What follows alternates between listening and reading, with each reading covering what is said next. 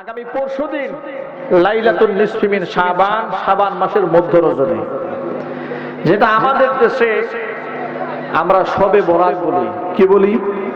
শবে বরাত বলি। এটা নিয়ে অনলাইনে দেখলাম অনেক কাদা ছুড়াছুড়ি চলতেছে। কেউ বলে শবে বরাত বেদাত, কোরআন হাদিসে শবে বরাতের কোনো অস্তিত্ব নাই। আবার কেউ কেউ বলে শবে বরাত নামটাই বেদাত, নামটাই শুদ্ধ নয়। এই ধরনের কথা বলতে শোনা যাচ্ছে। সলিউশনটা কি?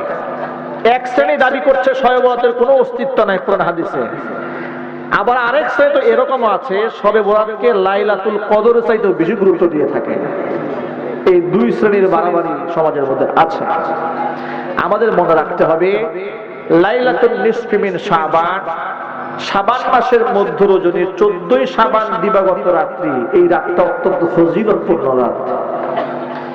এই রাতের ব্যাপারে বিশুদ্ধ হাদিসের মধ্যে এসেছে, হাদিসটা 8 থেকে 9 জন সাহাবী থেকে বর্ণিত আছে। ইবনে মাজার একটা হাদিস, ইন্নাল্লাহা লা ইয়াত্তালিউ ফি লাইলাতিন নিসফি মিন শাবান ফায়াগফিরু লিজামিই খালকিহি ইল্লা লিমুশরিকিন আও মুশাহিদিন।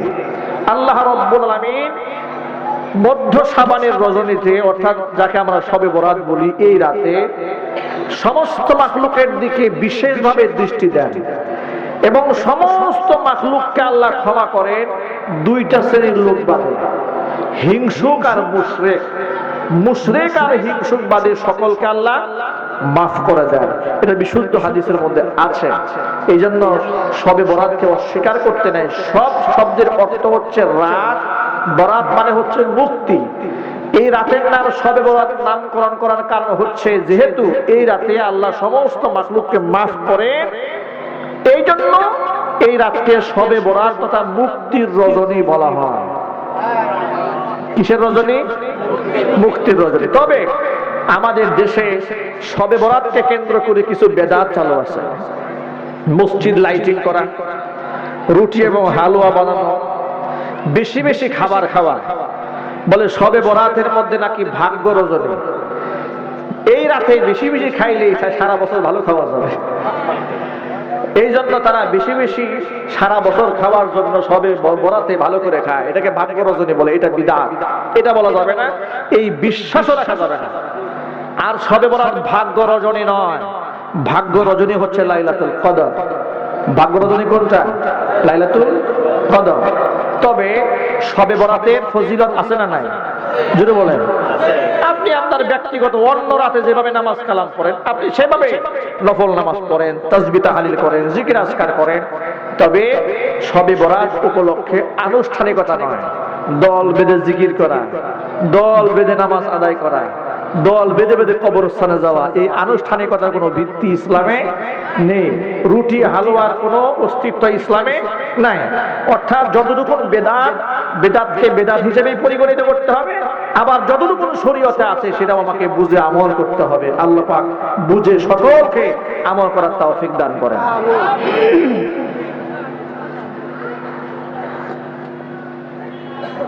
আরেকটি আবেদন এসছে। হ্যাঁ,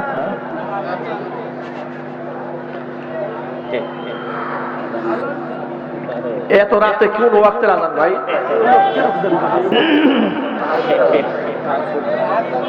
কোন ওয়াক্তের ভাই বলেন আপনারা, আগে আমি ওয়াক্তটা শুনি। 12টা বাজে নিয়ে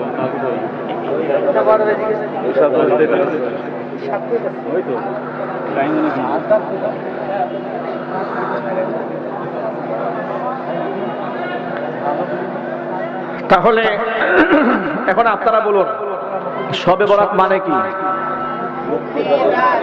মুক্তির রজনী। সবাই বলেন। বারাতুর শব্দটা আরবি, বারাতুর শব্দটা আরবি, বারাত মানে হচ্ছে মুক্তি, শবে বরাত মানে মুক্তির রজনী। এই জন্য নামকরণ ঠিক আছে, নামকরণ ঠিক আছে। তবে বেদাতি কর্মকাণ্ড যা আছে সেটা ছাড়তে হবে, শরীয়তে যতটুকু আছে সেটা মানতে হবে। কথা বুঝে আসছে কিনা? অতএব যারা বলে কোনো অস্তিত্বই নাই শবে বরাতের, এটাও বাড়াবাড়ি। আবার শবে বরাতকে ভাগ্য রজনী বলে গোসল আচল করে নতুন পাঞ্জাবি গায়ে দিয়ে মসজিদে জড়ো হওয়া, এটা আরেক প্রকারের বাড়াবাড়ি। ঠিক কিনা? অন্যদিন যেমন নফল নামাজ ঘরে পড়া উত্তম, শবে বরাতেও নফল নামাজ ঘরে পড়া উত্তম। কথাগুলো মনে থাকবে। এবং এই রাতে বিশেষ কোনো নামাজ নাই। মকসুদুল মুমিনিন নিয়ামুল কুরআন নামক ভ্রান্ত বইয়ে কিছু নিয়ম দেওয়া আছে। 4 বার কুল হুয়াল্লাহ পড়তে হয়, 4 বার দুরূদ শরীফ পড়তে হয়, অনেক ধরনের নামাজের সিস্টেম দেওয়া আছে। সব মিথ্যা, সব বানোয়াট, হাদিস কোরআনের কোনো অস্তিত্ব নাই।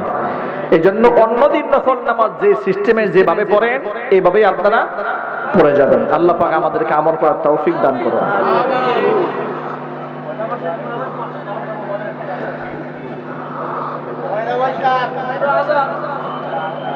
পহেলা বৈশাখ কিভাবে পালন করবেন?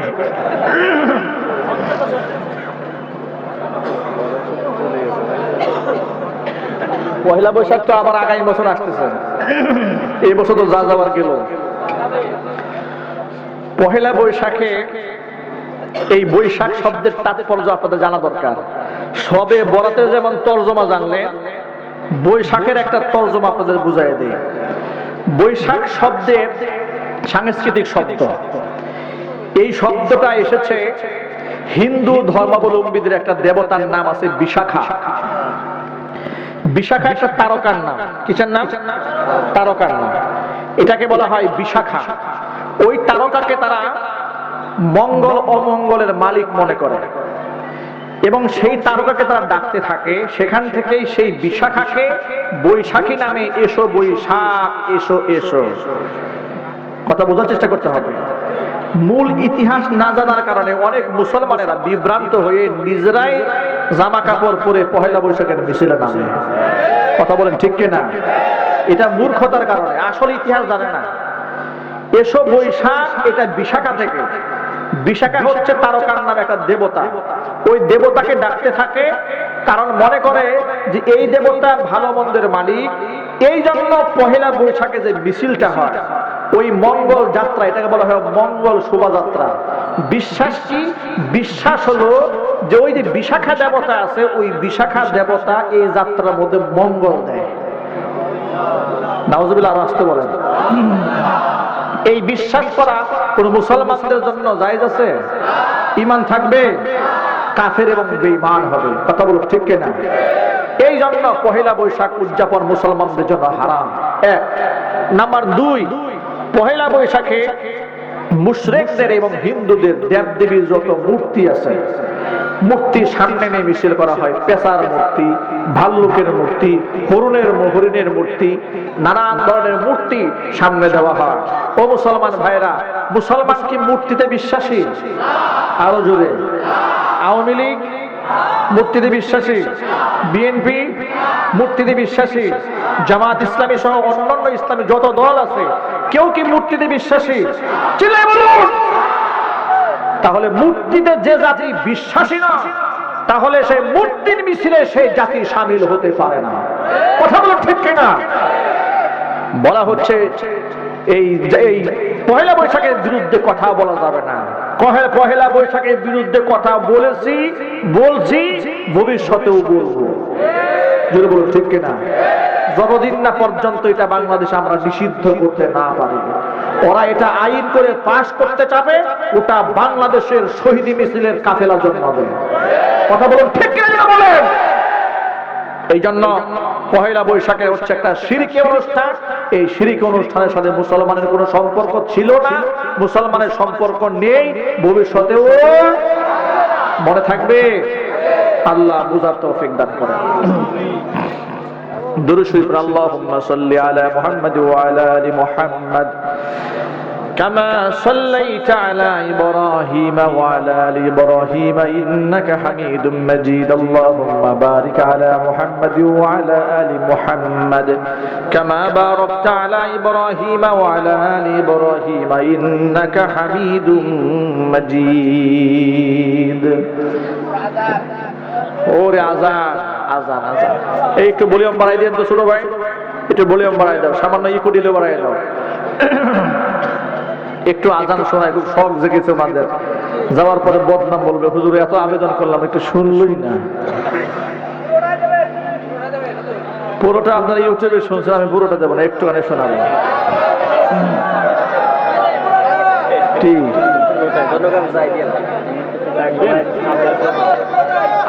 আসার সময় আমার প্রফেসর জাহাঙ্গীর ভাই, যার মহব্বতে আজকে এখানে আগমন, বঙ্গবন্ধু কলেজের প্রফেসর, হ্যাঁ, এই জাহাঙ্গীর ভাই আমাকে আসার সময় গাড়িতে বলতেছিল, হুজুর আর কিছু বলেন, আজানটা কিছু শোনাইতে হবে। এখন আমি ওনার দিকে তাকাইছি হ্যাঁ না বোঝার জন্য, মানে উনি না বললে আমি না বলি, উনি আপনাদের পক্ষে ভোট দেওয়া শুরু করছে। এটা কি ঠিক হইল?